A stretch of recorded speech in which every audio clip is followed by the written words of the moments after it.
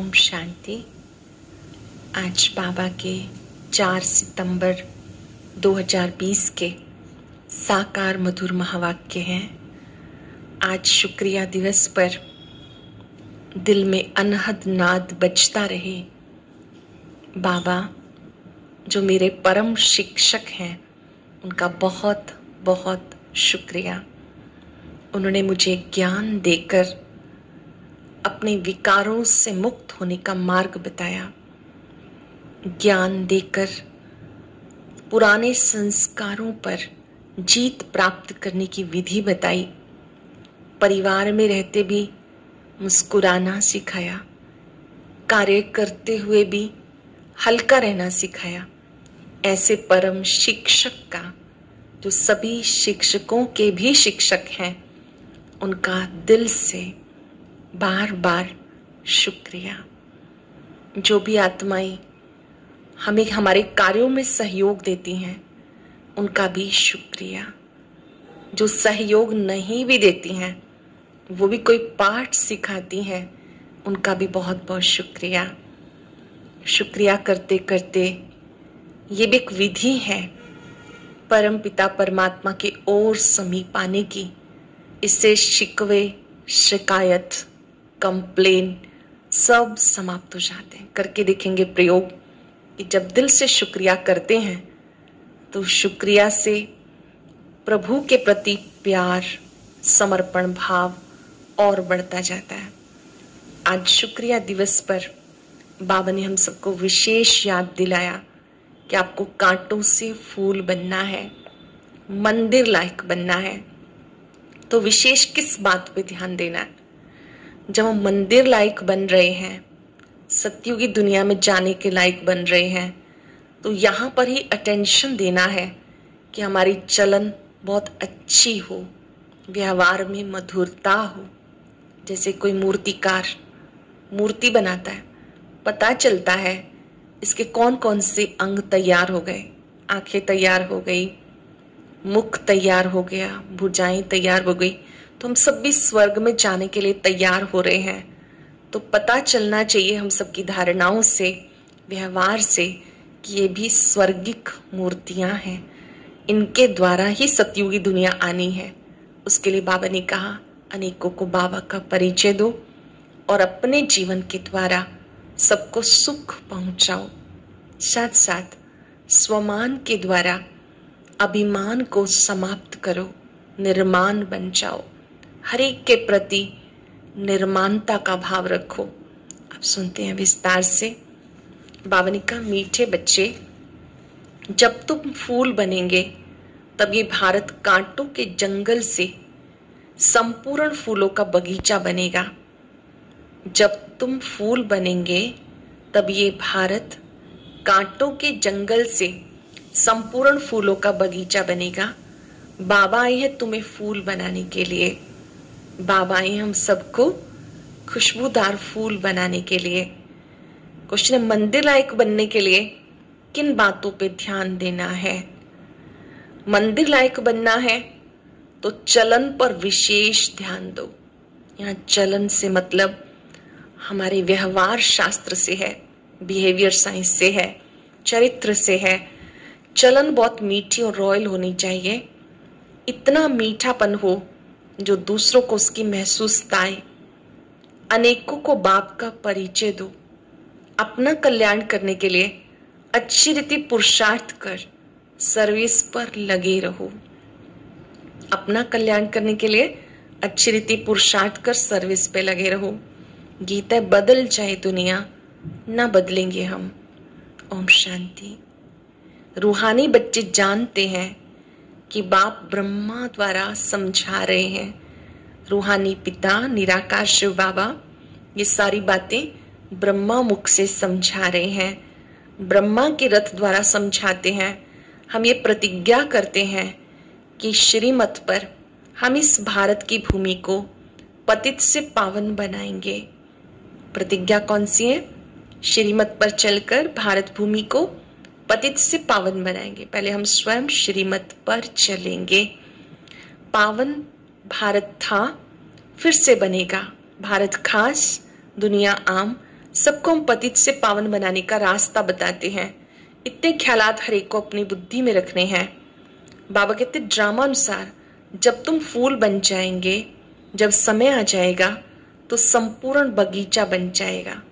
जब हम बदलेंगे अपने आप को, रूहानी खुशबूदार फूल बन जाएंगे तो संपूर्ण भारत भी फूलों का बगीचा बन जाएगा, स्वर्ग बन जाएगा। बागवान भी निराकार को कहा जाता, माली भी निराकार को कहा जाता, साकार को नहीं। माली भी आत्मा है, ना कि शरीर। बागवान भी आत्मा है। बाबा समझाएंगे तो जरूर शरीर द्वारा, शरीर के साथ ही उन्हें माली बागवान कहा जाता है। जब निराकार शिव बाबा ब्रह्मा तन में आते हैं तो हम सब रूहों की वो संभाल करते हैं। हम सब के अंदर जो भी कमियां कमजोरियां हैं उन कांटों को निकाल कर दिव्य गुणों की खुशबू हम सब में फैलाना सिखाते हैं। तो बाबा कहते हैं बाबा जब इस तन में आते तो उनको बागवान भी कहते हैं, माली भी कहते हैं। इस विश्व को फूलों का बगीचा बनाते हैं। बगीचा था जहां ये देवी देवताएं रहते थे। सत्युग की दुनिया को क्या कहते हैं? बगीचा। जहां देवी देवताएं रहते थे वहां कोई दुख नहीं था। यहाँ इस कांटों के जंगल में दुख है। रावण का राज्य है, कांटों का जंगल है। ये रावण का राज्य है, कलयुगी दुनिया, यहाँ कांटों का जंगल है। मतलब सब एक दूसरे को दुख देते हैं, दुखदायी भावनाएं रखते हैं। फट से कोई फूल नहीं बन जाते। देवताओं के आगे जाके गाते हैं हम जन्म जन्मांतर के पापी हैं, अजामिल हैं, ऐसी प्रार्थना करते हैं आकर हमें पुण्य आत्मा बनाओ। समझते हैं अभी हम पाप आत्मा हैं, कोई समय पुण्य आत्मा थे। अब इस दुनिया में पुण्य आत्माओं के सिर्फ चित्र हैं। पुण्य आत्माओं के सिर्फ चित्र हैं। देवी देवताओं के मंदिरों में केवल चित्र हैं। राजधानी के हेड्स के चित्र हैं। उन्हों को ऐसा बनाने वाला निराकार शिव है। लक्ष्मी नारायण का चित्र हम देखते हैं, श्री कृष्ण जी का चित्र देखते हैं, लेकिन इनको ऐसा बनाने वाला कौन? उसको सब भूल गए हैं। वो निराकार है, उनका चित्र है बस, और कोई चित्र है नहीं। इसमें भी शिव का तो बड़ा लिंग बना देते, कह देते आत्मा स्टार मिसल है। जरूर बाप भी ऐसा होगा, परंतु पूरी पहचान नहीं। आत्मा कैसी है? स्टार मिसल। बाबा भी स्टार है, लेकिन उसका यादगार बहुत बड़ा बड़ा शिवलिंग बना देते हैं। इन लक्ष्मी नारायण का विश्व में राज्य था, इनके लिए कहाँ कोई ग्लानि की बात नहीं लिखते हैं। बाकी श्री कृष्ण को कभी द्वापर में, कभी कहाँ ले जाते हैं। कुछ लोग सोचते कि वो द्वापर में आए। विचारणीय बात है कि वो 16 कला संपूर्ण सोल है, सर्वगुण संपन्न संपूर्ण निर्विकारी है। वो तो परम पिता परमात्मा की प्रथम रचना है, तभी उन्हें भगवान श्री कृष्ण कहते हैं। परमात्मा की अनुपम कृति है वो। उनको द्वापर में ले गए, द्वापर में उनकी आवश्यकता नहीं। सतयुग में आकर के वो आत्मा श्री राधे और श्री कृष्ण, फिर स्वयंवर के बाद श्री लक्ष्मी नारायण बनते हैं। लक्ष्मी नारायण के लिए सब कहेंगे स्वर्ग के मालिक थे। यह तुम्हारी एम ऑब्जेक्ट। राधे कृष्ण कौन है? मनुष्य एकदम मूंझे हुए हैं, कुछ नहीं समझते। बाप द्वारा समझाते हैं, वो समझाने लायक भी बनते हैं। जो बाप द्वारा समझ जाते इन चीजों को, शिव बाबा ने आकर के सब राज खोले कि श्री राधे श्री कृष्ण ही स्वयंवर के बाद लक्ष्मी नारायण बनते हैं। वही 84 जन्म लेकर लास्ट में प्रजापिता ब्रह्मा और सरस्वती बनते हैं। बाबा कहते जो समझते हैं वो समझाने के लायक बन जाते, नहीं तो लायक बन नहीं सकते, दैवी गुण धारण कर नहीं सकते। भले कितना भी समझाओ, जामुनसार ऐसा होना ही है। तुम अब खुद समझते हो, हम सब बच्चे बाबा की श्रीमत पर भारत की रूहानी सेवा करते हैं। हम सब भारत की रूहानी सेवा करते हैं अपनी तन मन धन से। प्रदर्शनी अथवा म्यूजियम में पूछते हैं तुम भारत की क्या सेवा करते हो? लोग पूछते हैं प्रदर्शनी में आप भारत की क्या सेवा कर रहे हो? बाबा ने कहा आप लोग अपना ही तन मन धन लगाते हो। जो बाबा के बच्चे बनते हैं वो तन भी सेवा में लगाते हैं, मन से मनसा सेवा करते हैं, धन को भी अनेकों के कल्याण के कार्य में लगाते हैं। सतयुग है गार्डन, ये है कांटों का जंगल। एक दो को दुख देते हैं, ये तुम अच्छे से समझा सकते हो। लक्ष्मी नारायण का चित्र भी बहुत अच्छा बनाना चाहिए। मंदिरों में बहुत खूबसूरत चित्र बनाते हैं, कहीं गोरा कहीं सावरा चित्र बनाते हैं। उसका राज क्या है ये भी समझते नहीं। तुम बच्चों को अब सारा ज्ञान है। मंदिरों में श्री लक्ष्मी नारायण का चित्र कहीं गोरा कहीं सांवरा बनाते हैं। अब बाबा ने समझा दिया कि हमारा लक्ष्य है, हमें ऐसा बनना है। बाबा कहते मैं आके मंदिर लायक बनाता हूँ, परंतु सब मंदिर लायक नहीं बनते हैं। प्रजा को तो मंदिर लायक नहीं कहेंगे ना। प्रजा उनकी होगी जो पुरुषार्थ कर बहुत सर्विस करते हैं। तुम बच्चों को रूहानी सोशल सर्विस भी करनी है। इस सेवा में अपना जीवन सफल करना है। रूहानी समाज सेवा करनी है, रूहों की सेवा करनी है। इससे अपना जीवन सफल करना है। चलन बहुत मीठे सुंदर चाहिए, जो औरों को मीठेपन से समझा सके। ध्यान देंगे बाबा की बात पर। चलन मीठी का मतलब व्यवहार बहुत कुशल चाहिए। कुशलता भरा व्यवहार दूसरों को सुख देता है। मीठेपन से औरों को समझा सके। खुद ही कांटा होगा तो किसी को फूल कैसे बनाएंगे? उनका तीर पूरा लगेगा नहीं। मान लीजिए किसी में खुद ही क्रोध है, ईर्ष्या है, वो किसी को ज्ञान समझाएंगे भी सही तो सामने वाले पे इफेक्ट नहीं होगा, तीर नहीं लगेगा। अब तुम शूद्र से ब्राह्मण बनने के लिए पुरुषार्थ करते हो, समझाना पड़ता है। जब मेल फीमेल पवित्रता की प्रतिज्ञा करते हैं, दोनों बता सकते हैं हम कैसे बाबा की श्रीमत पर पवित्र रहते हैं। बाबा ने कहा आप जिन्होंने पवित्रता की प्रतिज्ञा कर ली उन्हें स्थूल रूप में राखी बंधे ना बंधे कोई बात नहीं, क्योंकि सच्ची प्रतिज्ञा उन्होंने कर ली। पहले के समय में केवल ब्राह्मण ही बांधते थे, पवित्रता का संकल्प कराते थे। अभी सब इसके अर्थ को भूल गए। बाबा करके हमें याद दिलाते कि सच्ची राखी बांधनी है। बाबा की याद से हमें स्वयं के अंदर पवित्रता की धारणा करके ये संकल्प लेना है कि हम श्रीमत पर पवित्र बनेंगे। बाबा कहते प्रतिज्ञा कर, प्रतिज्ञा तोड़नी नहीं। ये युद्ध का मैदान है। विकार बड़े दुश्मन हैं। इस पर जीत पाने से जगत जीत बनते हैं। विकारों पर जीत पाने से ही जगत जीत बनते हैं।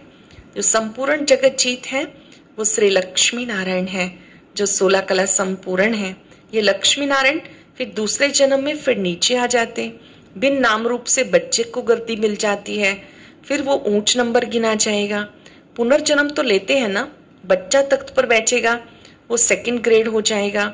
ऊपर वाला नीचे, नीचे वाला ऊपर। तो अब बच्चों को ऐसा ऊंच बनना है तो सेवा में लग जाना है। लक्ष्मी नारायण खुद गद्दी पर बैठेंगे, पहले राज्य करेंगे।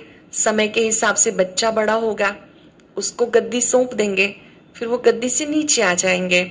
पवित्र होना भी बहुत जरूरी है। बाबा कहते मैं पवित्र दुनिया बनाता हूँ। अच्छा पुरुषार्थ बहुत थोड़े करते हैं, पवित्र तो सारी दुनिया बन जाती है। ऐसे तो सब बनते हैं, लेकिन जो पवित्र बनने का पुरुषार्थ है, जिससे ऊंच पद मिले, ज्ञान योग बल से आप पवित्रता को धारण करते हो तो ऊंच पद मिलता है। ड्रामानुसार होना ही है, खेल बना हुआ है। तुम पवित्र बन जाते हो, विनाश शुरू हो जाता है, सतयुग की स्थापना हो जाती। ड्रामा को तुम समझ सकते हो। सतयुग में देवताओं का राज्य था, अभी नहीं है। तुम हो रूहानी मिलिट्री। 5 विकारों पर जीत पाने से जगत जीत बन जाते हो। हम बाबा की रूहानी सेना है। 5 विकारों पर जीत पाने से जगत जीत बन जाते। जन्म जन्मांतर के पाप काटने की युक्ति बाबा बताते। बाबा एक ही बार युक्ति बताते, जब तक राजधानी स्थापन न हो जाए तब तक विनाश नहीं होगा। तुम बहुत गुप्त वॉरियर्स हो, गुप्त योद्धा हो।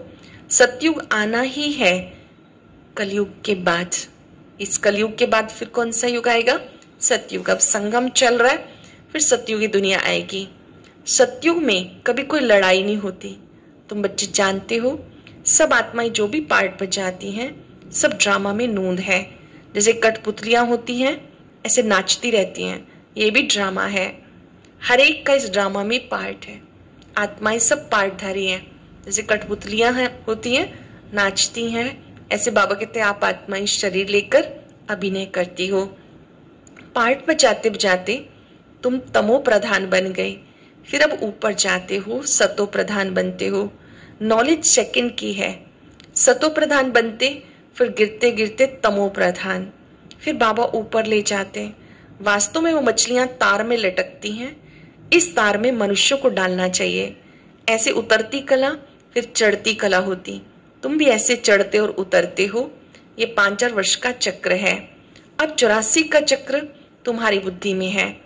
जो बाबा को याद करते हैं जल्दी ऊपर जाते हैं। ये प्रवृत्ति मार्ग है। जैसे जोड़ी को दौड़ाते हैं तो जोड़ी का एक एक पांव बांधते हैं फिर दौड़ते हैं। ये भी तुम दौड़ी पहनते हो। वो रेस होती है ना, जिसमें दो दो की टांगे जोड़ करके रस्सी बांध दी जाती है, मिल करके दौड़ते हैं। यहाँ पर भी बाबा कहते हैं पवित्रता की एक दौड़ है। जो प्रवृत्ति में रहते हैं वो मिल करके एक दूसरे के साथ अंडरस्टैंडिंग से चलते हैं तो इस दौड़ में विजयी बन जाते हैं। कोई की प्रैक्टिस नहीं होती है तो वो गिर जाते हैं। यहाँ भी ऐसे होता है, एक आगे बढ़ता है दूसरा रोक लेता है, कहीं दोनों गिर पड़ते हैं। बाबा वंडर खाते हैं किस तरह से विकार परेशान करते हैं। एक ज्ञान में चले एक ना चले तो वहां थोड़ा सा कॉन्फ्लिक्ट हो जाता है। बाबा कहते हैं कोई कोई तो बड़े समझदार होते हैं, एक थोड़ा ढीला होने लगे तो दूसरा उसे बाबा की श्रीमत याद दिलाता है। कहीं कहीं ऐसे भी होते हैं कि दोनों ही कमजोर होते हैं। बाबा इशारा कर रहे हैं कि जो प्रवृत्ति में रहते हैं, परिवार में रहते, बाबा की श्रीमत का खुशी खुशी पालन करना है। परमात्मा आज्ञा है कि मुझे याद करो, पवित्र बनो।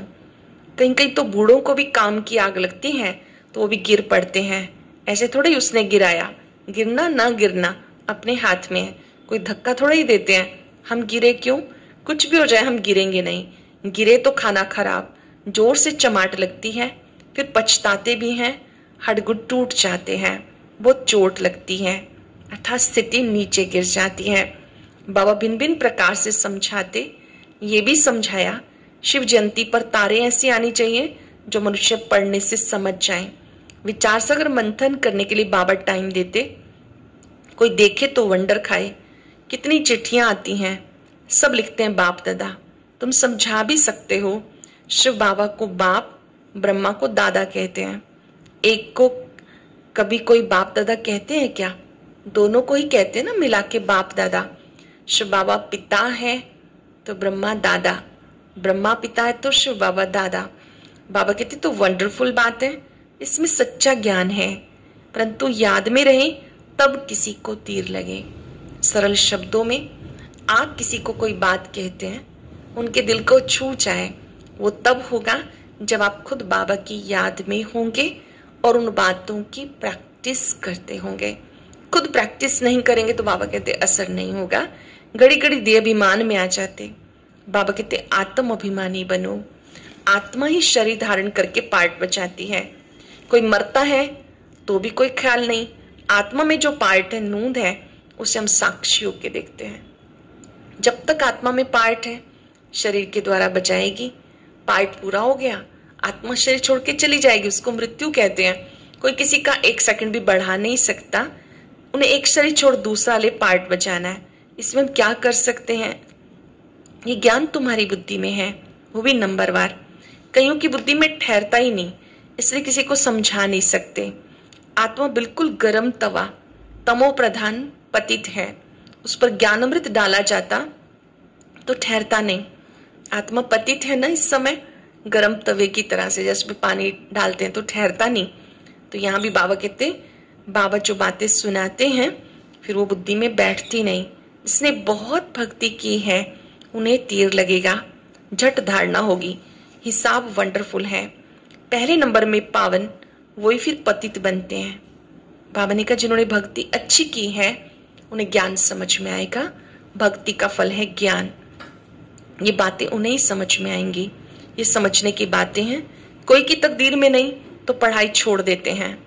अगर छोटेपन से नॉलेज में लग जाएं तो धारणा होती जाएगी। अगर कोई पढ़ना छोड़ देते हैं, बाबा की श्रीमत ही नहीं सुनेंगे, कैसे पता चलेगा बाबा ने मुझे क्या कहा? ये भी श्रीमत है, मुरली कभी मिस नहीं करना, क्योंकि बाबा की सारी श्रीमत मुरली में ही मिलती है। वो हमसे क्या चाहते हैं वो प्रतिदिन सुनना है और उस श्रीमत पर चलना है। अगर बाबा कहते पढ़ाई छोड़ देते हैं, कोई की तकदीर में नहीं होता तो छोड़ देते हैं पढ़ाई। अगर छोटे मन से नॉलेज में लग जाएं तो धारणा होती जाएगी। समझेंगे इसने बहुत भक्ति की हुई है, बहुत होशियार हो जाए। क्योंकि ऑर्गन्स बड़े होने से फिर समझ भी जास्ती आती है। जिस्मानी रूहानी दोनों तरफ अटेंशन देने से फिर वो असर निकल जाता है। कई छोटे बच्चे होते हैं, पूर्व में ज्ञान के संस्कार होते हैं, धीरे धीरे बड़े होते हैं, दूसरी पढ़ाई भी पढ़ते हैं, तो पहले वाला असर थोड़ा कम हो जाता है। ये ईश्वरीय पढ़ाई है, फर्क है। परंतु जब वो लगन लग जाए, ईश्वरीय पढ़ाई है, ईश्वर खुद पढ़ाते हैं, वो लगन लगनी चाहिए। अच्छा, मीठे मीठे सिक्के लदे बच्चों प्रति माता पिता बाप दादा का याद प्यार, गुड मॉर्निंग। रूहानी बाप की रूहानी बच्चों को नमस्ते। रूहानी बच्चों की रूहानी बाप दादा को नमस्ते, गुड मॉर्निंग। शुक्रिया बाबा, शुक्रिया, विशेष शुक्रिया। आज शुक्रवार है बाबा का। धारणा के लिए सार, रूहानी मिलिट्री बन 5 विकारों पे जीत पानी है। पवित्र जरूर बनना है। श्रीमत पर भारत को पवित्र बनाने की सेवा करनी है। इस बेहद नाटक में हर पार्ट आत्म अभिमानी होके बजाना है। हर पार्ट जो भी मिला आत्म अभिमानी होके बजाना है। कभी भी देह अभिमान में नहीं आना। साक्षी होकर हर एक एक्टर का पार्ट देखना है। हर एक का पार्ट डिटैच होकर के देखना है। उनके इफेक्ट में नहीं आना। कोई क्रोध का पार्ट प्ले कर रहा है, क्रोध में आकर कर रहा है, उनका असर हम पे हो जाए, ऐसा नहीं। अच्छाइयाँ लेना अच्छी बात है, लेकिन दूसरों के प्रभाव में हमें नहीं आना। किसी की कमी कमजोरी का इफेक्ट हम पे ना आए, तो वहां में साक्षी दृष्टा रहना। जो बाबा को साथी बनाएगा वो साक्षी हो सकता है। बहुत सुंदर वरदान, स्पेशल वरदान। स्वमान द्वारा अभिमान को समाप्त करने वाले सदा निर्माण भव। स्वमान क्या है? जो मान बाबा ने हम सबको दिया। हम कौन सी आत्मा है? हम मास्टर सर्वशक्तिवान है, निर्विघ्न आत्मा है, बाबा की दिल तख्त नशीन आत्मा। ये अलग अलग स्वमान है जो बाबा ने दिए। स्वमान द्वारा अभिमान को समाप्त करने वाले सदा निर्माण भव। निर्माण का मतलब नम्रचित्त, निर्माण का मतलब पोलाइट, जिसे मान की इच्छा नहीं। जो बच्चे स्वमान में रहते हैं उन्हें कभी अभिमान नहीं आ सकता, वो सदा निर्माण होते हैं। जितना बड़ा स्वमान उतना ही हांची में निर्माण। जितना बड़ा स्वमान उतना हांची करने में निर्माण। छोटे बड़े, ज्ञानी अज्ञानी, मायाचीत या मायावश, गुणवान हो या कोई 1-2 को अवगुणवान भी हो, कोई 1-2 अवगुणवान भी हो, गुणवान बनने का पुरुषार्थी हो, लेकिन स्वमान वाले सबको मान देने वाले दाता होंगे। जो स्वमान में रहने वाले हैं वो बिजनेस नहीं करेंगे कि कोई मेरा सम्मान करे तो ही तो मैं सम्मान दूं, दैट इज ए बिजनेस। नहीं, कोई दे ना दे, मुझे सबको देना है। भले कोई गुणवान हो, छोटा हो, बड़ा हो, स्वमान में रहकर सबका सम्मान करना है। बाबा ने कहा स्वमान वाला सबको मान देने वाला दाता होता है, अर्थात स्वयं संपन्न होने के कारण सदा रहमदिल होते हैं। सरल शब्दों में, जब हम स्वमान में होंगे तो सबको सम्मान देंगे, किसी से मान की इच्छा नहीं करेंगे, अभिमान समाप्त हो जाएगा। कई स्वमान को अभिमान में बदल देते हैं। सही विधि पता नहीं होती है। सही विधि ये है कि आत्मा का मान जो ऊंचे से ऊंचा बाबा ने दिया, उसमें रह के मास्टर दाता बनना है, रहमदिल बनना है। देने का भी सुख होता है, दूसरों को सम्मान देना है, लेने की इच्छा नहीं करनी। लेने की इच्छा करेंगे, नहीं मिलेगा तो दुख की प्राप्ति होगी। इसलिए एक ही बात सोचनी है कि मुझे सबको देना है। स्लोगन है, स्नेह सहज याद का साधन है, इसलिए सदा स्नेही रहना और स्नेही बनाना। बाबा का स्नेही बनना है ताकि बाबा की याद बनी रहे।